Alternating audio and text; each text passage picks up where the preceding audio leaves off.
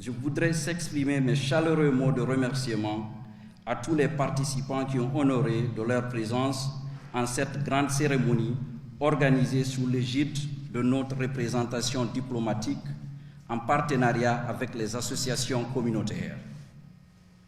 Permettez-moi de rendre grâce à Dieu, Maître de l'Univers, qui nous a permis de se réunir ce matin dans un esprit patriotique et convivial. Excellence, Monsieur le Premier ministre et la délégation qui vous accompagne, nous vous prions de recevoir nos souhaits de bienvenue et de passer un agréable séjour parmi nous. Votre présence ici témoigne de l'importance de renforcer les liens entre notre communauté guinéenne établie aux États-Unis et notre chère patrie. En tant qu'institution mère de toutes les associations des Guinéens, le Conseil des Guinéens de l'étranger se tient prêt à collaborer avec les autorités des deux ambassades et le gouvernement pour servir la communauté et, à travers elle, la Guinée toute entière. Nous pensons particulièrement à nos jeunes nés aux États-Unis, qu'il est primordial d'éduquer sur notre culture et de les rapprocher de notre patrie afin qu'ils puissent à leur tour apporter leur prière à l'édifice du développement national.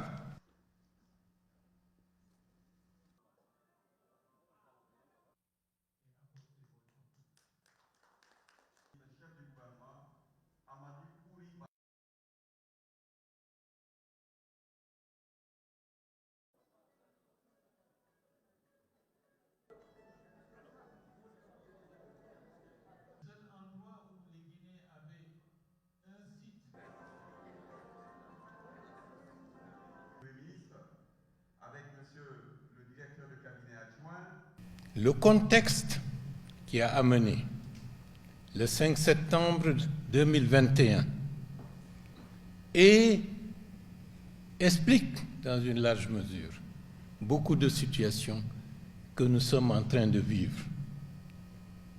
La responsabilité du gouvernement que j'ai l'honneur de présider sous le leadership du général Mamadi Doumbouya, sa mission essentielle, c'est de corriger ces imperfections pour permettre d'asseoir une société plus apaisée, plus réconciliée et qui sera en mesure de permettre à tous ces enfants, partout où ils sont, de vivre heureux et fiers d'être Guinéens. Vous avez également vu récemment des mesures que certains ne pouvaient jamais imaginer qu'il y aurait réparation et compensation pour les victimes de Kapuroraï.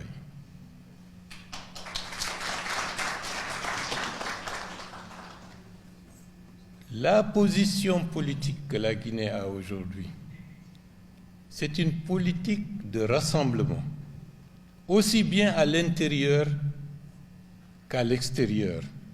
C'est aussi une politique qui recherche l'équilibre pour éviter les excès, d'où notre position singulière, contrairement à d'autres, parce que nous savons le prix qui a été payé pour que nous cherchions à vivre maintenant de la manière la plus réconciliée, la plus paisible. Nous ne pouvons pas nous permettre de répéter toujours les mêmes erreurs. Vous avez déjà vu un aperçu. La transformation économique de la Guinée est en marche. Lorsqu'on parle du Simandou, peut-être que vous n'avez pas vu ce qui est en train d'être fait. 670 km de voies ferrées, un tunnel qui fait 11 km, aucun Guinéen, il y a quelques années, ne pouvait penser que dans son pays, il y aurait un tunnel de 11 km. C'est en train d'être fait. Vos rêves d'il y a 10, 15 ans, 20 ans commencent à se réaliser. Ne vous laissez pas décourager. Ne vous laissez pas distraire.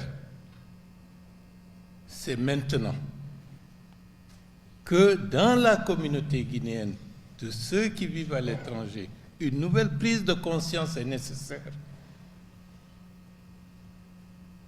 Cette prise de conscience, c'est de savoir que la Guinée a un bel avenir. Et la Guinée a besoin de tous ses filles et ses fils pour se construire.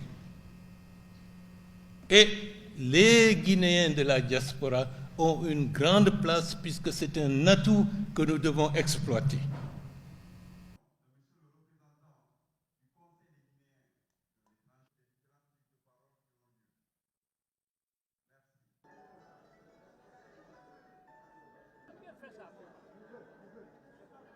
Et ensuite,